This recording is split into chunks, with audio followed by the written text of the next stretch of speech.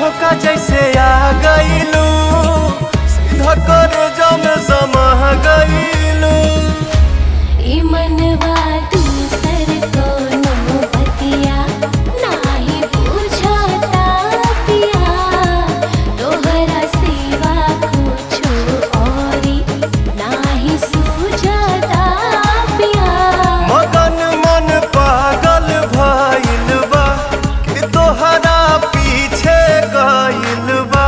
पहला बेरी पाले पड़ल प्यार के परिभाषा बा, तबे नो बिगड़ल हमरा दिलवा के दहसबा।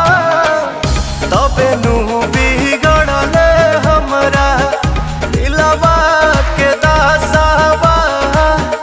तबे नु बिगड़ल हमरा।